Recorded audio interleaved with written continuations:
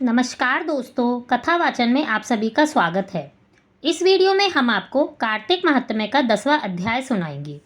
अगर आपको यह वीडियो पसंद आए तो प्लीज़ इसे लाइक, शेयर, सब्सक्राइब करना ना भूलें।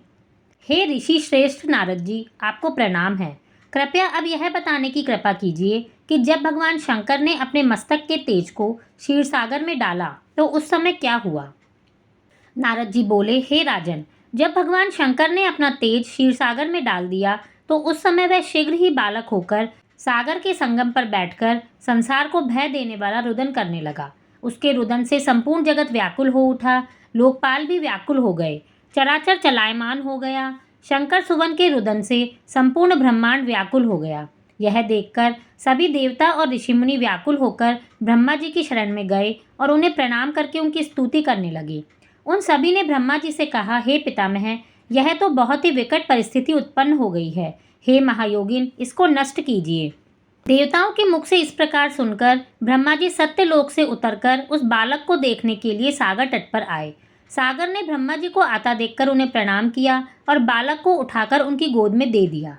आश्चर्यचकित होकर ब्रह्मा जी ने पूछा, हे सागर, यह बालक किसका है? शीघ्रतापूर्वक कहो। सागर विनम्रतापूर्वक बोला, हे प्रभु, यह तो मुझे ज्ञात नहीं है, किंतु मैं इतना अवश्य जानता हूँ कि यह गंगा सागर के संगम पर प्रकट हुआ है।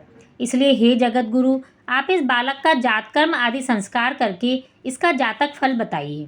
नारद जी राजा पृथु से बोले। सागर ब्रह्मा जी के गले में हाथ डालकर बार बार उनका आकर्षण कर रहा था। फिर तो उन्होंने ब्रह्मा जी का गला इतनी जोर से पकड़ा कि उससे पीड़ित होकर ब्रह्मा जी की आंखों से आंसू टपकने लगे। ब्रह्मा जी ने अपने दोनों हाथों का जोर लगाकर किसी तरह सागर से अपना गला छुड़वाया और सागर से कहा, हे सागर, सुनो, मैं तुम्हारे इस पुत्र का जातक फल कहता हूँ। मेरे नेत्रों से जो यह जल निकला है, इस कारण इसका नाम जलंधर होगा। उत्पन्न होते ही यह तरुणावस्था को प्राप्त हो गया है, इसलिए यह सब शास्त्रों का पारगामी, महापराक्रमी, महावीर, बलशाली, महायोद्धा और रण में विजय प्राप्त करने वाला होगा। यह बालक सभी दैत्यों का अधिपति होगा। यह किसी से भी पराजित नहीं होने वाला और भगवान विष्णु को जीतने वाला होगा। भगवान शंकर को छोड़कर यह सबसे अवध्य होगा।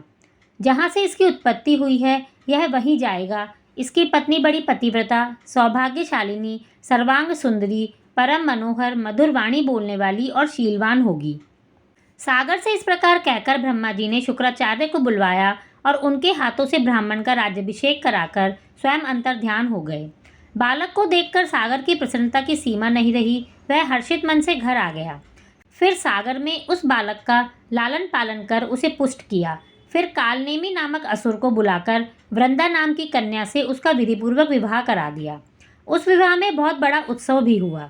श्री शुक्राचार्य के प्रभाव से पत्नी सहित जलंधर दैत्यों का राजा हो गया। इस तरह से कार्तिक महात्म्य का 10वां अध्याय समाप्त होता है। धन्यवाद।